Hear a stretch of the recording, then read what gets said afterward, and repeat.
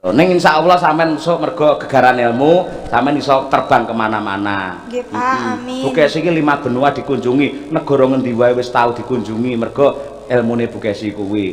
Nggih, Pak. Nganti iso rabi karo Jerman mergo yo ilmune kuwi mbiyen ngono. Aja mbalang aku tak pangan. Nah, aku ki wong gampang luwe malah dibalang panganan, Pak. Ya, Umi. Disapa sik, disapa.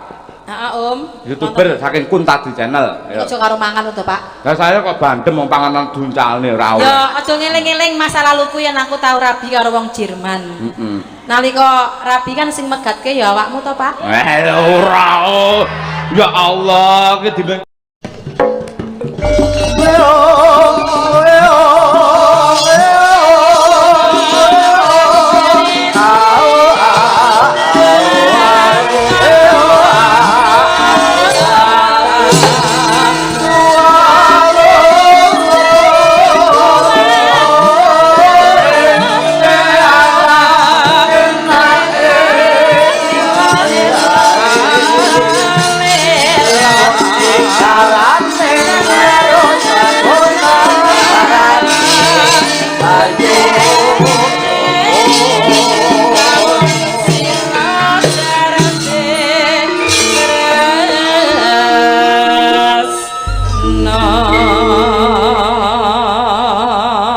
ya matura Bu Kesi.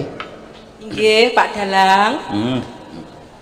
Inggih, wilujeng dalu konjuk sedaya kemawon. Bapak-bapak, ibu-ibu ingkang dalu menika sami rawuh mresani wayang wonten ing Desa Sidorejo. Kula minangka wakilipun kanca-kanca pengrawit lan wakilipun ibu-ibu waranggana ingkang cantik-cantik lan wakilipun Pak Dalang ingkang ganteng dhewe badhe ngaturaken panuwun ingkang tanpa upami kunjuk sepisan dumateng Bapak Kepala Desa Sidorejo inggih menika Bapak Buwono. Iya, ping kalih ngaturaken lho dadak Pak Bono lak cukup dadak Buwono iki. Lah niku kelingan dosen kula, guru kula kok, senior kula Pak Bono. Dadi kanca kula kantor enten ingkang asmanipun Pak Bono. Pramila kula cetak-cetakke ben mantep ngoten. Yen Pak Bono. Saya akrab, non? Pak Bono dosen ke cara wayang lak Werkudara. Nggih. Gedhe dhuwur. Nggih. Lek Pak Lurah cara wayang ya Prabu Kresna. Gitu. Cilik ning pancen ya cerdas, waskita ngerti sadurunge winara. Ngono kuwi. Inggih, ping kalihipun ngaturaken panuwun ingkang tanpa upami kunjuk dumateng sesepuh lan pinisepuh desa mriki. Ping 3 ngaturaken panuwun kunjuk dumateng sedaya panitia pagelaran wayang kulit dalu menika. Ping sekawan ingkang paling penting matur nuwun kunjuk dumateng ibu-ibu ingkang sami masak sego pecel. Nah niki ping 5 ingkang paling kula tresnani nggih menika sedaya warga masyarakat ingkang dalu menika tumplek-blek mresani wayang wonten ing pendopo mriki. Nggih. Kula matur nuwun ingkang tanpa upami nderek ndedonga mugi-mugi warga ageng wonten ing Sidorejo mriki tansah pinaringan katentreman lahir batin. Amin. Murah rezekinipun. Keselamatan donya prapteng akhir. Dene taun ngajeng Sidorejo rezekinipun tambah kata sampun kesupen nanggap wayang malih nggih Pak. Matur nuwun. Nah, wis berkate gak didum. Ayo. Kaya wong genduren Bu sampean. Pak, Bapak. Dalem. Dalu menika nggih ditenggani kalih rencang lawas panjenengan lho. Pak Lurah sapa dal? Sing cilik kuru terus dadi sing tarik tambang kuwi lho. Tarik tambang apa to? Sing alah lek eneng apa banjir terus numpak perahu kuwi lho, numpak getek sapa film apa? Oh, Joko Tingkir to? Heeh, Pak Joko Tingkir. Oh, Pak Lurah Klumutan. Ya, Pak Agus. Oh, iya kuwi pancen ya kadangku Sinarawadi kok. Tanggep kaya kakangku dhewe. Mula nganti aku tekan Sidorejo iki Bu Kesi, sing nglantarke ya Pak Agus kuwi. Lah nggih to. Mongko panjenengane arep tak perseni tak caosi apa-apa ora kersa kaya ngono kuwi lho. Ayo matur nuwun sik karo Pak Klumutan kuwi ya langganan nanggap awake dhewe kuwi. Nggih, Pak Agus. Matur nuwun nggih Pak, mugi-mugi panjenengan dipun paringi panjang yuswa, murah rezeki lan kiat anggenipun momong warga masyarakat saengga panjenengan mengke ditresnani lan taun ngajeng tetep nanggap wayang malih. Nggih. Upama dalem Muga-muga kelumutan ora banjir neh. nah ngoten mungkin dadi Joko Tingkir engko. Nggih. Nggih. Mekaten luar biasa Bu Kesi. Nggih. Nyatanipun para panitia anggenipun ngurmati dumateng panjenengan sak kanca nggih elok sanget. Anggenipun nyugata daharan. Nggih ngeten niki ingkang pas Pak, Bu. Leres. Dadi seniman mboten kudu iwak-iwakan niku mboten kudu. Iya, iwak tenan. Kok sik to menengo. Tegese bangsane kaya sayur, kaya pecel. Welah, ngeten iki kanca-kanca pun remene mboten umum. Ha iya. Tur le nyeting tempat iki lho Mak kok luar biasa. Nggone neng kene sing mresani neng pendopo kabeh lesehan, dasare ya cetha kabeh, nggen gamelan rada cendhek dadi ora ngeling-elingi wayang karo sinden. Nah iya. Pak Lurah karo panitia le nata kok apike kaya ngene mongko lagi pisanan le wayangan mendal lek bentahan wayangan apik meneh Nduk. Ha iya kaya ngono kuwi. Lah iya to. Ngono ta Bu Kesi? Leres Pak Dalang. Ning ingkang paling kula remen malih niki wau lho Pak Dalang. Nalika sonten wau lak kula dandan wonten ing pondokan mriki to, ruangan mriki. Nggih. Ujug-ujuge niku jan enten priyayi putri. Priyayine pun umure sekitar 3 tahun dukun bayi mriki. Lho. Naminipun menawi mboten salah Ibu Tuinem. Ya ampun, nah nika priyayine teng mriko. Lah piye apa dikira sampean meteng neh ngono piye? Boten goleki kula. Pundi to Bu Kesi? Ya Allah, kula niku pengen salaman kali Bu Kesi lho. Nyidam Bu Kesi pun pirang-pirang tahun ngoten ngendikane. Angger awake dhewe iki tanggapan ning ndi panjenengane mesti ngluruk. Mau teko dowok aku langsung direwangkul, diguablok iki dicuwe wali bokongku terus diambungi, Pak. Ya Allah, Bu kaya ngoten jenengan tresna kalih kula nggih, Bu. Ning kapan Bu wayangan dhewe, Bu? Ya didongake muga-muga kene akeh wong bayi ngono dadi kaya dukun bayi kan ngono kuwi Bu. Nggih, kan putrane panjenengane menika dados tentara 3. Mantune nggih tentara. Walah, nglumpuk Bu duwite. Nggih. Lek ngarahne lek penak men Bu Kesi ya ora. Nggih. Nembang ya Bu? Nggih Pak Dalang. Ah iya, menika wonten pamundhut Bapak Pardi Mayor Infanteri Purnawirawan. Nggih. Kirim lagu kagem setunggal Pak Lurah sekeluarga, angka kalih Mbak Yul sekeluarga, angka 3 Mbak Tut sekeluarga, angka sekawan sedulur Sidorejo mriki. Kanthi tembang Mawar Biru Rujak Jeruk yen ning Tawang ana lintang kalian gethuk. Nah, wis. Yen ning Tawang dhisik Bu Kesi nggih. Nggih. Nah, nggih. Ya coba kaya apa aturna marang para sutresna budaya yang keparang lenggah mliginipun Pak Pardi ingkang keparang paring nawala. Ya, dipun bawani Bu Kesi. Ya. Nggih.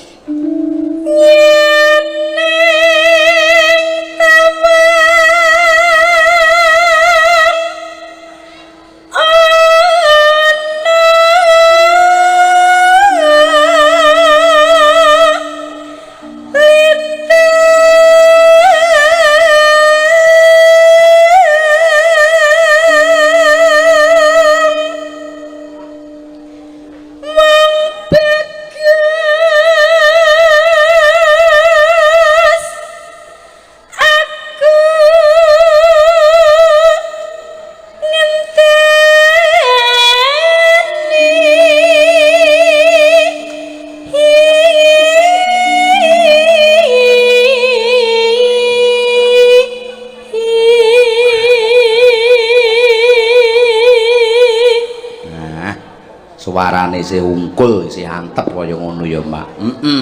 Monggo wis peputra papat parandene suarane isih bergas. Monggo adate sinden iki anggere kok anak-anak ngono kuwi dingge nuwun sewu babaran, dingge bayi ngono sok-sok ganggu swara, Nduk. Ha iya, parandene Bu Kesi kok malah saya lantang, saya banter. Manyan ya direksa diopeni ya, Bu ya. Nggih, ning jamune nggih elok. Apa? Olahragane nggih elok mergane. Napa? Saben dinten sampean kompo. Lah awakmu iki pedah ngopo piye dikompo ya ora? Kompo piye maksude dikompo piye digenane lho? Olahraga kuwi lho, Pak. Kan aku ning omah mbok tukokne alat sing tinggo sit up kuwi to, sing lari-lari ning omah iki lho jogging. Awake dhewe kan larang lari-lari ning nggon dalan ngono olahraga. Kula ning omah aku mbok tukokne alat sing dienggo jogging kuwi. Lah nggih jogging ki ora dikompo to kuwi. Kan dikompo nek maju mundur kuwi lho, Pak. Ora Alatnya iso disetel, alatnya iso disetel kae. Wah, kae ora enek kompane kae. Sampe aja gawe-gawe.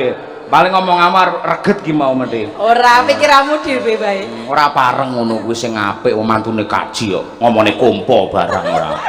Saru ngono kuwi kae. Alah gombal amoh, Pak. Ora pareng ngono kuwi. Dosen barang ngomone kompo ora. Ora apa-apa, dosen kuwi ning kampus. Ning kene kita untuk masyarakat menghibur. Jadi apa yang kita bicarakan napa awake sing ditembangake mung sarana kanggo geguyonan lan menghibur warga masyarakat. Oh iya, cacap. Terus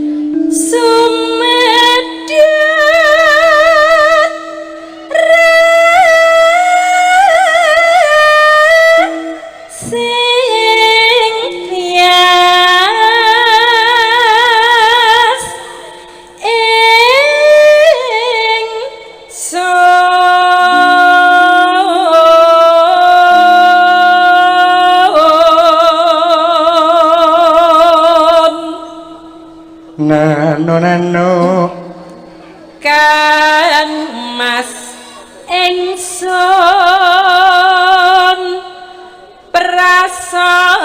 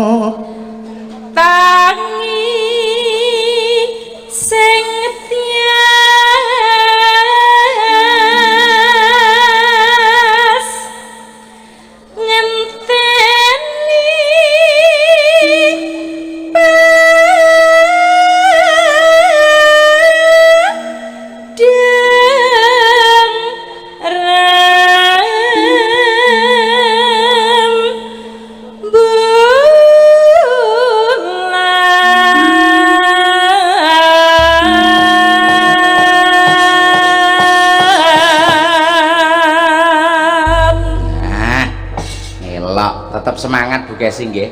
Semangat no, wong mendampingi bojo kok ora semangat ki piye? Ha iya. Wong sesuk ki ya, Pak. Apa? Sesuk ki kan sampean ketoke ndalang rekoso ngono, bengi nggo awan-awan nggo bengi. Sesuk kan duwite tumplek-blek ning aku. Kayamu bruk metutuk ning aku kabeh. Kula niku nggumun, Pak, Bu. Bojo kula niku mboten ngerti duit. Mboten seneng duit. Dadi lek bar tanggapan ngeten iki, duwite sedaya langsung nglumpuk teng kula. Paling namung nyelitke 10.000 ngoten teng dhuwur blangkon ngoten. Lah iya, kaya wong biyen ae, dhuwit 10.000 dekek ning kopiah ora. Lek ora ngono ning sabuk. Nek wong wedok mbiyen ya pinter ngerti sing lanang ndelikne dhuwit ning sabuk ya diplurut tok sabuke kok. Ha iya.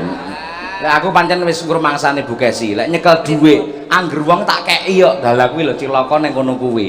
Mula ngalahin sing nyekel aku ora iso mlumpuk. Ha iya, Tur ya wong lanange anggere nyekel dhuwit, kuwi mesti pikirane neka-neka. Kuwi yen aku lho. Ha iya, Gandeng ra tau nyekel dhuwit arep ngopo-opo ya ora wani. Ha iya, ben dianu Bu Kesi wae diurusi.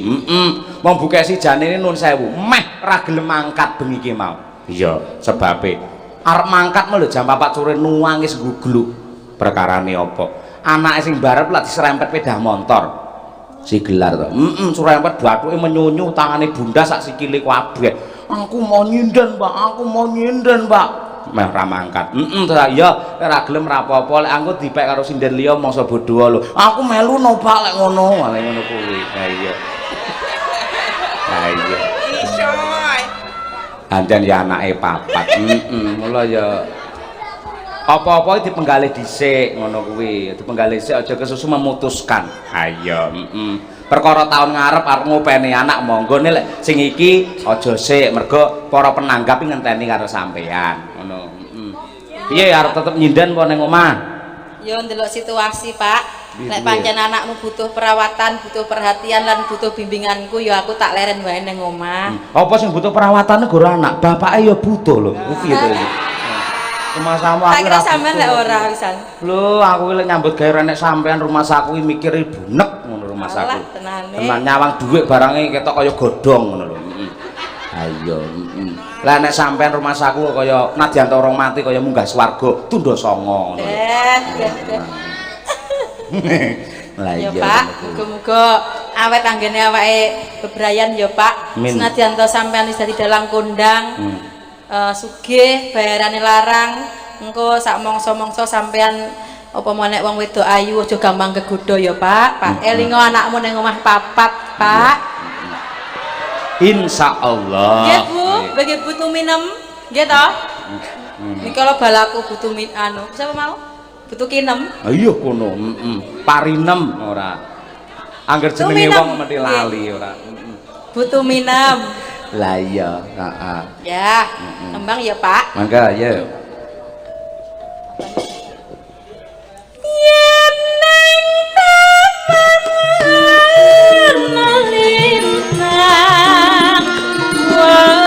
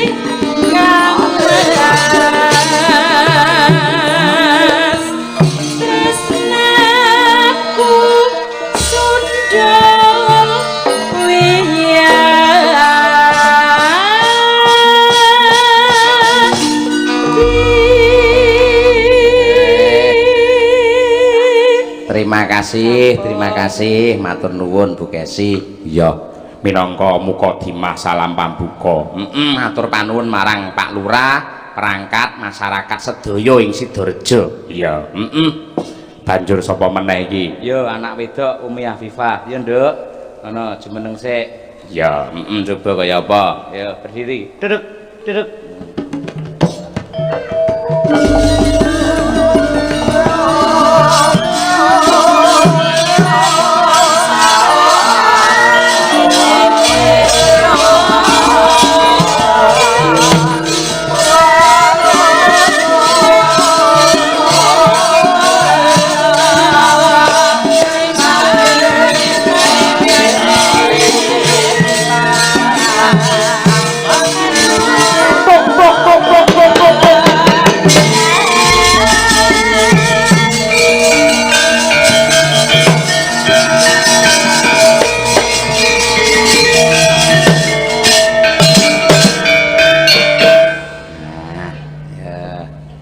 Assalamualaikum warahmatullahi wabarakatuh. Umi Hafifah. Waalaikumsalam warahmatullahi wabarakatuh, Pak. Ya.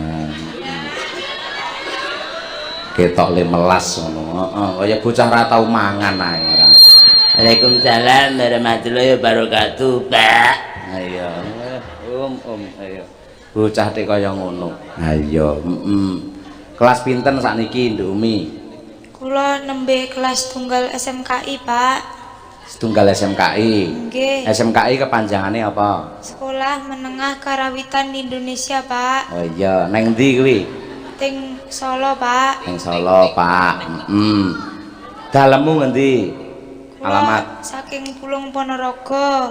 Pulung Ponorogo. Nggih. Pake asmane sapa? Pak Wijiono, Pak. Sinten? Pak Wijiono. Pak Wijiono. Ibuke asmane sinten? Retnowati, Pak. Nah? Retnowati. Retnowati. Oh iya, Bapake dalang ta? Sanes, Pak. Loh. Pengrawit? Sanes. Yoga. Sanes, Pak. Seniman. Sanes. Budayawan. Sanes. Lah apa? Tukang cat. Lho, sik, iki tak oyak terus iki. Terus terahe seniman kok ngendi? Ibumu mesti Waranggana. Sanes, Pak. Sinden. Sanes. Budayawati. Sanes, Pak. Seniwati. Sanes. Lah apa? Bakul kerupuk. Kuwi hubungane iki apa ing atase bakul kerupuk karo cat kok iso dadi sinden? Ha iya. Mbahmu Nggih, Pak. nggih piye? Nggih seniman. Seniman? Nggih, Pak. Oh, dalang. Sanes, Pak. Loh, lah apa? Tukang ngegong. Tukang ngegong. Nggih. Gong karawitan apa reyok? Reyok, Pak. Oh, reyok. Nggih. Gur nu kae. Nggih. Oh, alah, elok. Dadine awakmu putune Waro. Nggih, Pak. Oh, layak tak sawang kok kene kaya Suminten. Ayo. Ayo. Isa apa ora salam hormat kagem penonton kaya Bu Kesi mau? Saged, Pak, insyaallah. Nah, jajal pengen krungu aku ndang. Ayo. Ayo. Assalamualaikum warahmatullahi wabarakatuh, Pak, Bu. Lho, malah diguyu to kowe. Mergo salammu kurang pas, kurang luwes, kurang kewes. Dadi lek salam ngene lho, Assalamualaikum warahmatullahi wabarakatuh. Mesti Waalaikumsalam. Ngono. Mosok kalah karo rangkung iki ora. Nggih, Pak. Anakku sing ragil wedok iki tak anggere tak takoni ning sekolah diajari apa, Nduk? Assalamualaikum warahmatullahi wabarakatuh. Waalaikumsalam. Muridé nirokne kabeh. Sing luwes to, yo baleni. Assalamualaikum warahmatullahi wabarakatuh, Pak, Bu. Iya. Nyuwun prisa, kok kula diguyu sebabe napa, Pak? Kok kula diguyu sebabe napa, Pak, Bu? Heeh, mergo kowe iki lucu ngono. Lek salami sing tegas, sing jelas ngono lho. Aja kaya wong panitia wis ngopeni kaya ngono, daran apa-apa cemawis, le salam kaya wong keluwen ora oleh ngono kuwi. Nggih, Pak. Ya, pisan Kas. Ora usah ngangge Pak Bu ngono. Ya. Assalamualaikum warahmatullahi wabarakatuh. Titik ora ngangge Pak Bu. Paham? Paham. Titik ora usah tambahi apa-apa. Nggih, Pak. Baleni. Assalamualaikum warahmatullahi wabarakatuh. Titik rasa ditambahi apa-apa. Trondolo iki bocah iki tegese titik iki bar assalamualaikum warahmatullahi wabarakatuh wis. Nggih, Pak. Paham? Paham. Nggih, Nang. Assalamualaikum warahmatullahi wabarakatuh. Wis. Bocah iki ora. Ya lugu ning aja kelugunen ngono iki lho ora. Assalamualaikum warahmatullahi wabarakatuh. Assalamualaikum warahmatullahi wabarakatuh.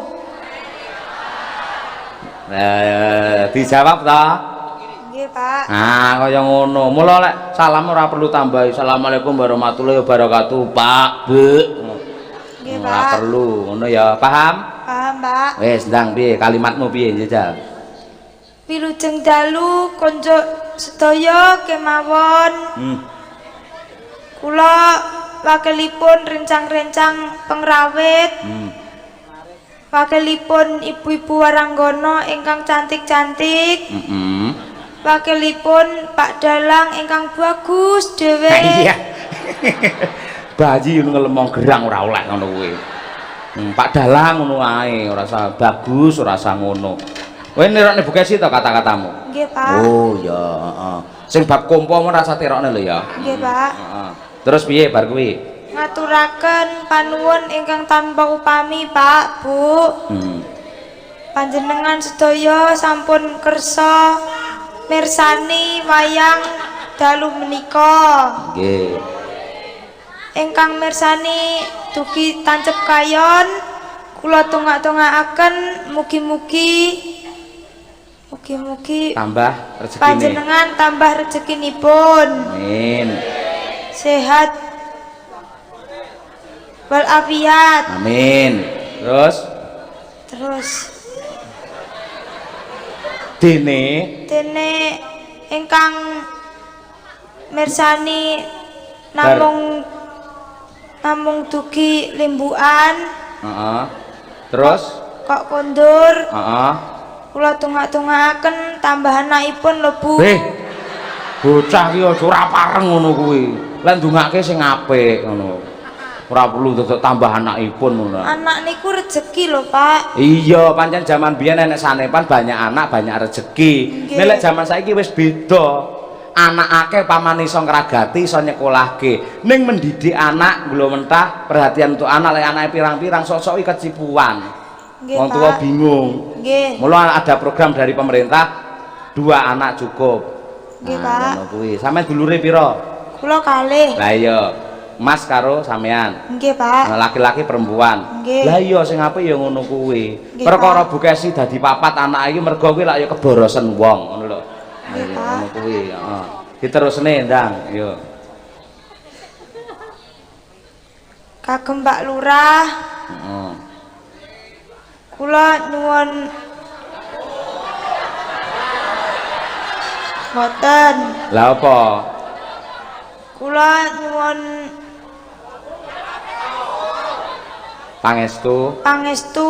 Mugi-mugi kula dados Sinden. Oh sik to Mbah, wong cah cilik kok mantu rung-rungsan.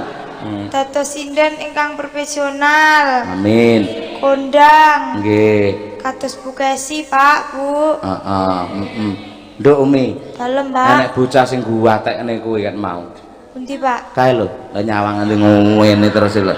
Nah, batin lho. Wah, aku sulek sunat iki tak tanggapne Umi yo ngono kuwi. Ayo. Lho nolah-noleh malah nuding kancane ora. Heeh. Takonono Dik asmane sinten takonono kuwi lho.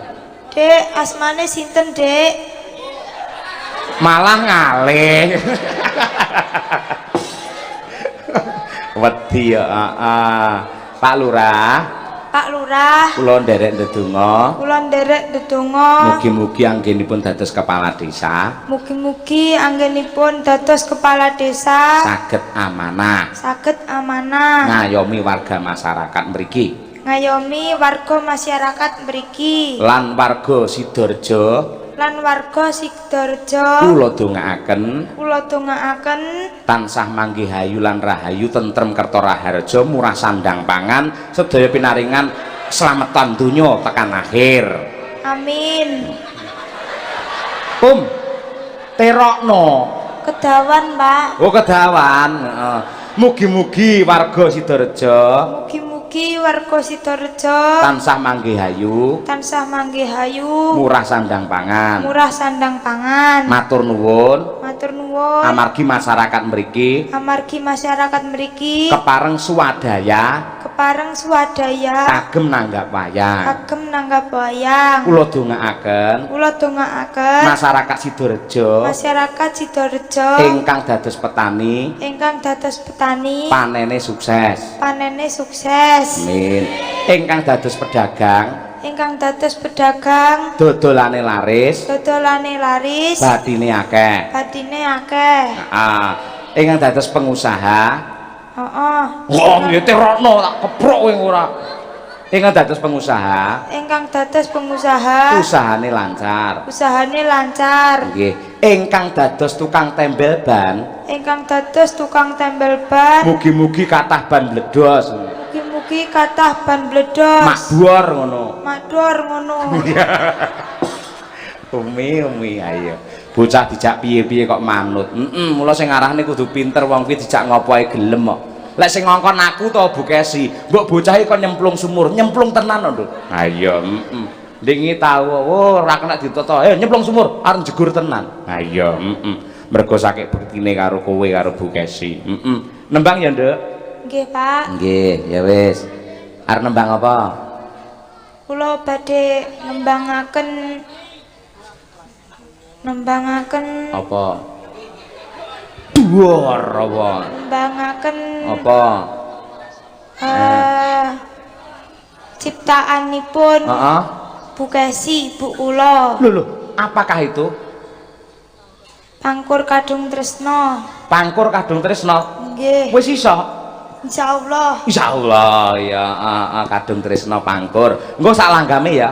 Nggih, Pak. Siap? Siap. Siap. Ya, kok ndingkluk-ndingkluki cundukmu melu mak mentul-mentul ngono kuwi lho. Madhep rono. Disawang lek kaya anten. Ayo. Layak sinyale kuat. Ngono kuwi. Yo, njajal Pangkur Kadung Tresno karyane ibuke dhewe. Ya,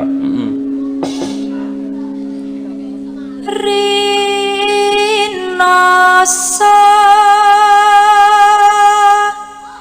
saya ngalelo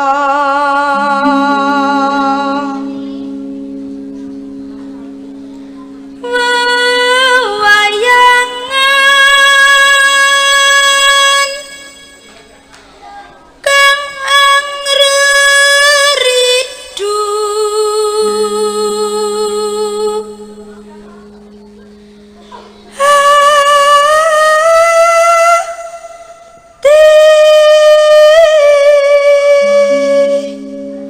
ya dikek ekspresi aja menenge kaya den-den sawah ngono kuwi.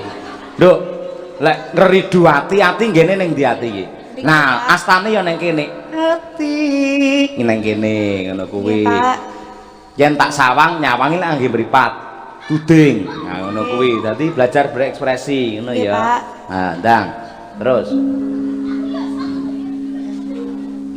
yen kelingan duh selah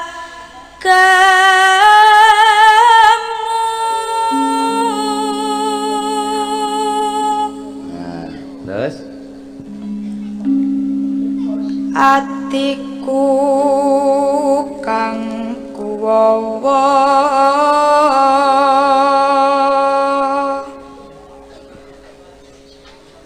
pamikirku kang jemu tumanam kalbu tangane ning ndodok kalbu ngono kuwi terus atiku wis kadung tresna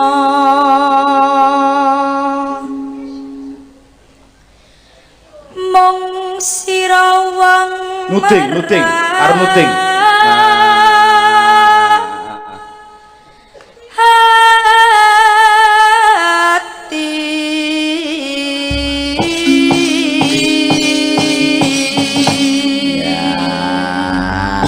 nyuwun tepuk tangan penonton kagem Mbak Umi Hafifah. Kaya ngono kuwi. Akeh sing kepareng tresnani. Matur nuwun apresiasinipun ngono. Matur nuwun Pak, Bu, apresiasinipun. Nduk, lek arep nyinden, ilatmu iki kerok nang nggih beling. Nggih, Pak. Ben ora keserikal-serikal. Nggih. Matur nuwun apa? Apresiasinipun. Nggih, penghormatanipun kalian tepuk tanganipun. Apa gunanya tepuk tangan? Apa gunanya tepuk tangan tanpa saweran? Lemelas ora. Ha iya, pancen bocah kaya ngono gak ya elok luar biasa. Yes pancen duwe ciri khas dhewe. Dasare pikantuk karomah saka Gusti Allah. Ya. Nggih, Pak. Omong nggih, Pak. Ngono kuwi lek ora sampean ya ora luwes, lek ora bugesi ya ora luwes. Nggih, Pak. Ngono kuwi tur anggere muni nggih, Pak, mesti penonton seneng, mesti guyu.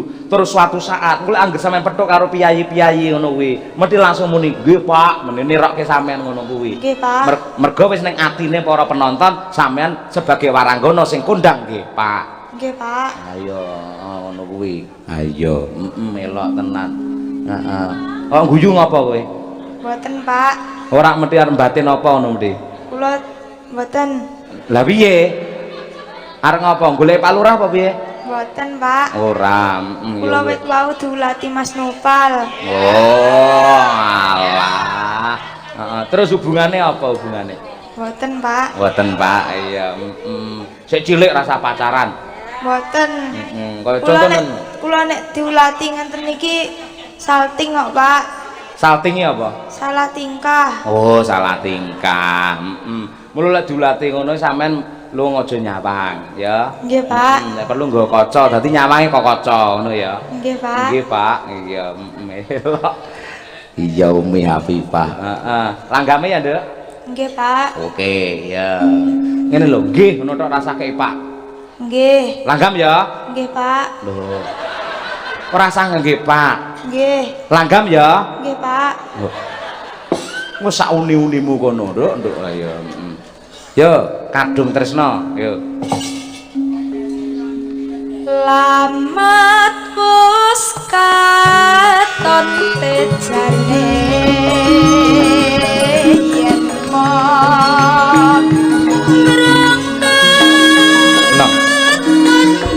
Genong.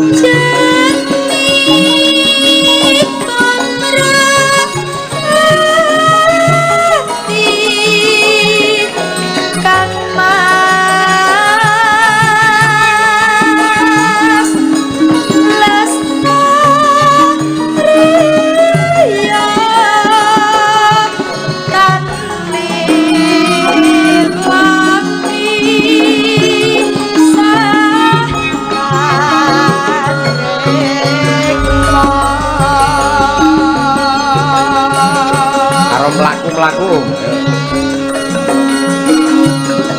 Panjang kebasane kali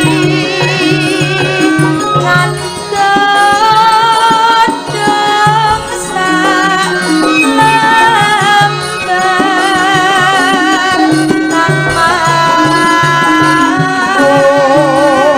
tamas dunia wis rasa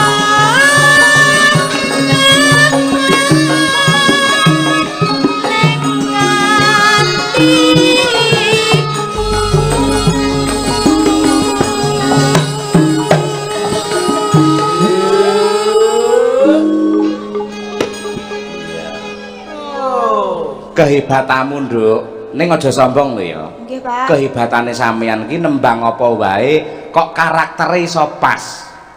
Tegese iso bener-bener menjiwai. Sampeyan nembang langgam ngimpi ngono kae. Ngene iso nernyoke tenan. Yen perlu sing mresani iki melu nangis mergo kagum karo suaramu. Nggih, Ning Pak. yen sigrak kaya apa kae jenenge podang kuning, sing mresani ya melu seneng kaya gemes nyawang sampean kaya podang kuning tenan. nggih Pak Saiki nembang kadung tresno, nyatane ya iso ngresepake ati kaya ngono kuwi. nggih Pak Ngono iki carane piye to, Nduk? takdir Pak Kok takdir iki lho.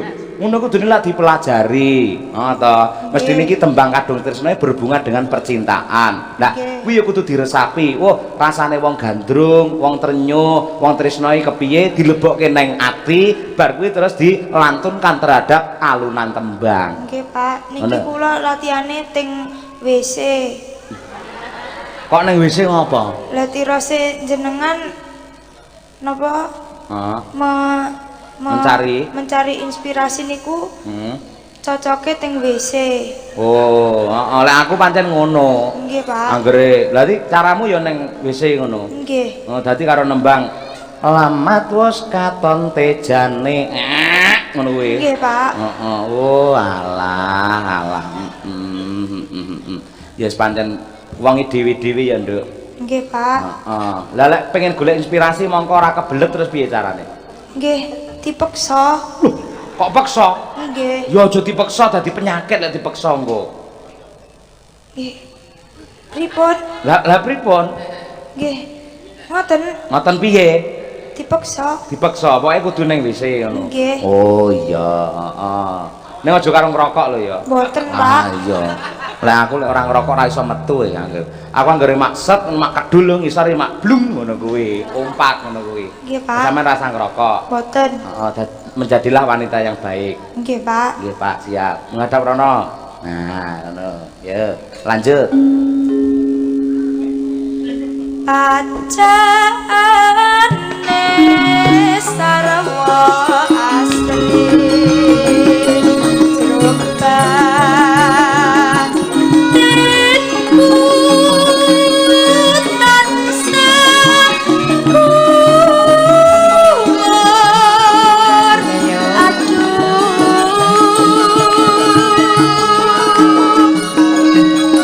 waslu mayan among kang mas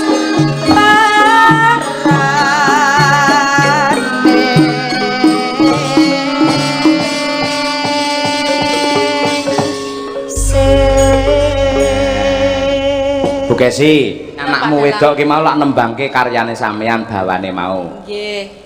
Yo dikoreksi kurang piye. Ayo. Jos banget. Cengkoke Umi bergas. Karaktere pas banget karo tembange Kadung Tresno Bawa Pangkur. Heeh. Ning mau ana cakepane sing kurang tepat. Engko wae ning omah dikoreksi meneh, ora apa-apa. Oh, ngin bawa. Nggih. Oh, alah iya, heeh. Ning intisarine? Intisarine babakan swara dan karakter lagu sampun kecekel, Pak. Iso nrenyuhake kepara kula nonton komene wonten ing YouTube. Pancen Umi menika pesinden generasi handal masa depan ingkang saged ngarumaken naminipun Kota Ponorogo. Nah, Nduk, tak omongi ya, Nduk. Sampean besok yen pinter babakan ilmu sindenan, insya Allah sliramu iso terbang melanglang dunia. Mergo kanthi ilmu pesindenan kagunanmu mau iso nggawa aruming bangsa lumantar sindenan. Misale kowe sekolah utawa kuliah nang isi Surakarta, yen ngerti dosenmu, yen kowe bocah apik pinter, bakale mengko dijak pentas nang luar negeri, kolaborasi karo seniman mancanegara, ngono kae lho, Nduk. Buktine kaya Bu Kesi iki mergo kepinterane le nembang, Nduk. Ya, mergo pintere nembang, akhirnya Bu Kesi iki 5 benua pernah dikunjungi semua. Nggih, Pak. Mergo pinter, gegaran ilmu, cecunduk ngelmu kuwi mau. Nggih, Ya Pak. Mergo sampean pinten nyinden akhirnya iso numpak pesawat. Nggih, Pak. Wis tau numpak pesawat urung? Dereng. Ya Allah.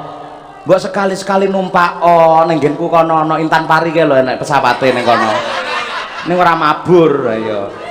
Ayo, ning insyaallah sampean esuk mergo gegaran ilmu, sampean iso terbang kemana-mana. Nggih, Pak. Amin. Bu Kesi iki 5 benua dikunjungi, negara ngendi wae wis tau dikunjungi mergo ilmune Bu Kesi kuwi. Nggih, Pak. Nganti iso rabi karo Jerman mergo yo ilmune kuwi mbiyen ngono. Aja mbalang aku tak pangan. Wah, aku ki wong gampang luwe malah dibalang panganan, Pak. Ya Umi, Nduk, sampeyan geser rene. Kuwi kamerane nangis iki engko mergo ketutupan cagak. Iki penonton YouTube ya protes wae yen ora ketok gambarmu. Mergo ketutupan cagak iki mau. Nggih nyuwun pangapunten, awake dhewe melayani 2 penonton. Penonton langsung teng lapangan iki lan penonton yang streaming ing cacahe ewon iki ya Allah. Saestu dalu menika. Disapa sik, disapa. Heeh, Om. YouTuber saking Kuntadi channel. Aja karo mangan to, Pak. Lah saya kok bandem wong panganan duncalne ora oleh. Ya, aja ngeling-eling masa laluku yen aku tau rabi karo wong Jerman. Nalika rabi kan sing megatke ya awakmu to, Pak? Ora. Ya Allah, iki dimeneng-meneng sak sak dunia kok ya ora. Pancen ya kodrate lakon kudu kaya mangkono Bu Kesi, ngono. Ya, ya disapa sik para YouTuber. Ayo. Kagem Umi Mania. Waduh. Ingkang kepareng monitor. Matur nuwun nggih. Sedaya sampun mensupport kula. Waduh. Terus? Sampun. Loh. Mensupport apa mensupport? Mensupport niku menyemangati ngoten niku lho, Pak. Mendukung ngono ya. Nggih. Nggih, luar biasa. Arep omong apa neh? Sampun. Ampun, ya. Ampun. Salam yang terakhir, penutupan. Pripun, Mbak? Ya, piye? Wassalamualaikum. Wassalamualaikum warahmatullahi wabarakatuh, Umi Mania. Waalaikumsalam. Umi Mania. Ayo. Sampun, Mbak. Sampun, mlaku rene nunggu. Nah, iya. Hei, masak sik, patok balik nang. Jangan kaya jombo-ombo. Cah wedok ombo-ombo lho. Alon-alon nek mlaku sing kewes sing luwes. Nah, ngono kuwi.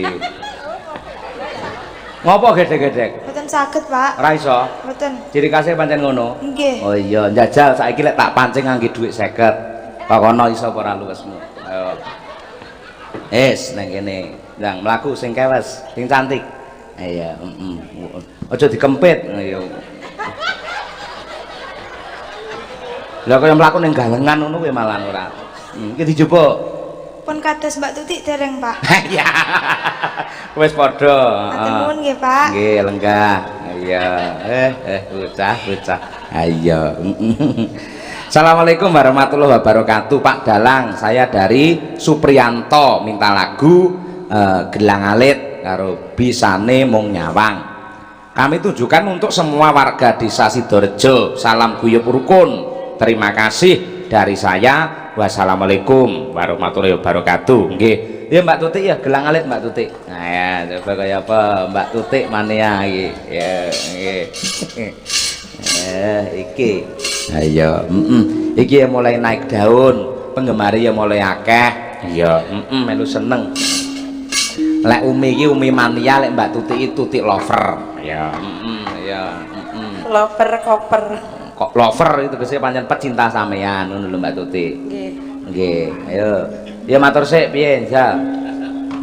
Nggih, assalamualaikum warahmatullahi wabarakatuh. Waalaikumsalam. Nggih, sugeng dalu bapak ibu-ibu. Sugeng pepanggihan melih kalih kula segenap kadang madang kara kerawitan. Pripun kabare? Iya. Pripun kabare? Ayo lek kewek. Heeh. Gelang alit ya, Dik? Siap. Wis siap. Dibawani? Dibawani? Bawani apa langsung manut sampean aku? Langsung mau. Oke, langsung Banyuwangen. Oh iya, Mangga cah dipun aturaken pamundhut gelang alit. Oh iya, saking Pak Supriyanto. Mangga, dados.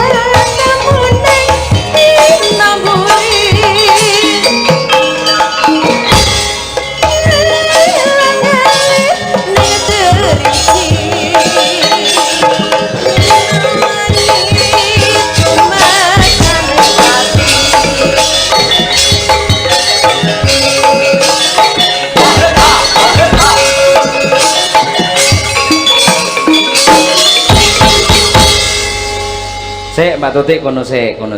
Sampeyan takon ngancani ponak aku Winong sik. Ya. Ayo. Ya nang, ya jumeneng. Nah, iki ya. Iki sinden anyar. Iki cara mutiara kependhem, Nduk. Jane iki suarane apik, multi talenta, tur dasare piyayine ya cantik. Ning ora tau tanggapan. Iya, Akhirnya tak temu. Iya, Daleme ndi?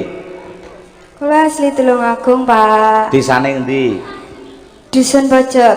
Kecamatan? Dusun Pojok. Salah Pak, ngapunten. Dusun Gedang Sewu, Desa Pojok, Kecamatan Campurdarat, Kabupaten Tulungagung. Wah, ya. Ayo, Karo Bu Kesi pernah piye? Kula lek nek kalih bekas niku bulik kula. Ngaturi bulik Nggih. ngono. Bulik Kesi ngono. Nggih. Oh, kowe ponakane. Nggih. Oh iya, heeh. Saurunge saiki sekolah ning ndi? Teng SMKI Solo. Oh, SMKI. SMP-ne ning ndi? Kula SMP Boyolangu. Boyolangu, heeh. Sadurunge nyinden tau melu rombongan apa wae? Kula riyen teng Tulungagung nderek Laras Manunggal, Pak. Apa kuwi? Paguyuban Karawitan. Karawitan. Nggih. Tau melu jaranan apa ora? Nate. Jaranan Tulungagung? Nggih. Paguyubane apa jenenge? Supe, Pak, pun dangu. Ning tau. Nggih. Dapukmu apa? Aja celeng to, Pak. Ayune kaya ngene celeng lho. Apa? Jaran, Pak. Jaran. Kadang nggih barong. Oh iya. Lah iki tak gawakne wisan lho. Iki nek gelar iki. Ning aja ditumpaki ya. Nggih. Ndak kaya Durna kok aja ditumpaki. Mboten saged Pak ngen jarian. Lah iya kan dicengkipi ngene kan iso. Nggih. Lho iki nek anakku iki tak gorene cahe nangis ki mau. Aja Pak, ben iki jaran anu apa jenenge Winong ngono kuwi. Heeh. Lah dalam lagunya sing iso digarap jaranan kuwi lak lewung. Engko sampean nembangi gentenan karo Mbak Tutik, nek pas sampean joget Mbak Tutik sing nembang. Ngono ya Mbak Tutik nggih? Siap. Heeh, Winong siap? Siap. Siap. Oh iya, heeh, ya. Nya iki jaranmu iki. Nya. Nunggu nih. Ayo, saiki sampean sing njaba kono, terus Mbak Tutik rene. Gorono. Ayo, Nah, ngono.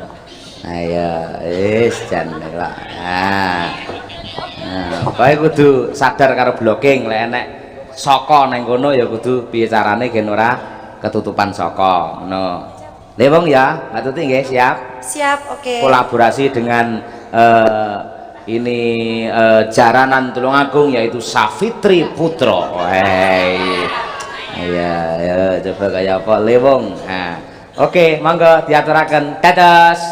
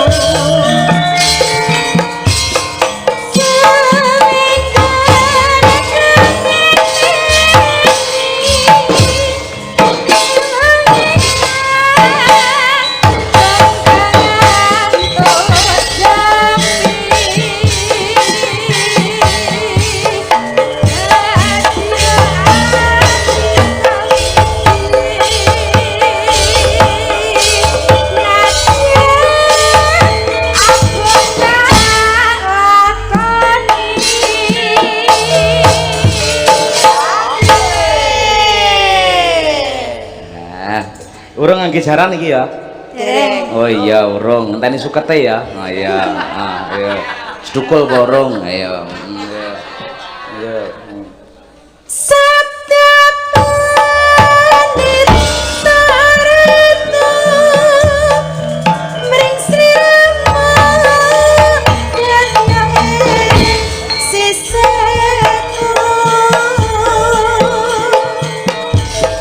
mugi Gusti nglirani tresnaku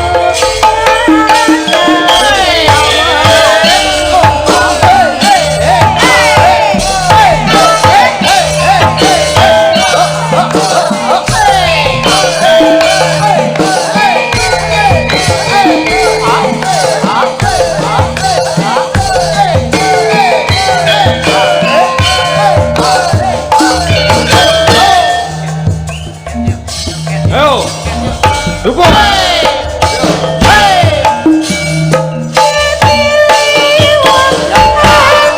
Ayo yo. Samboy. sepisan ketemu uang tegas dadi laku beda ati rinten siang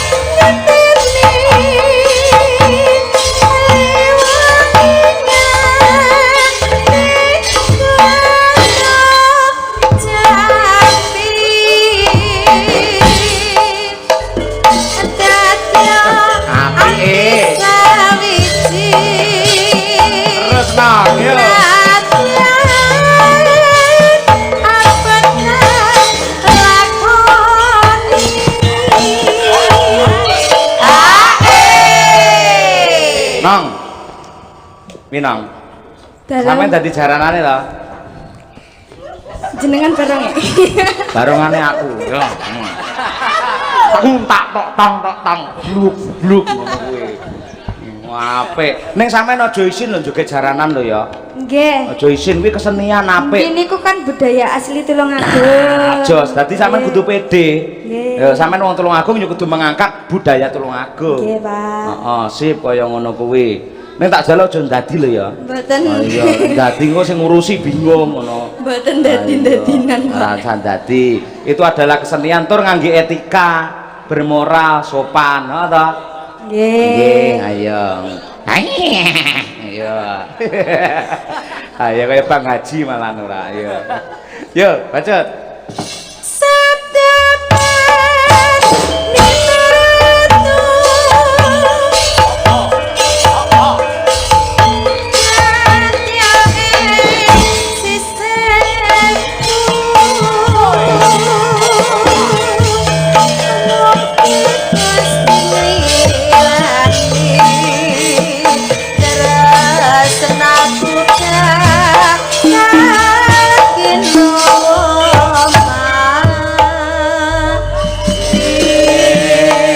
Tepuk tangan untuk Mbak Pinong dan Mbak Tuti. Wah, nggih.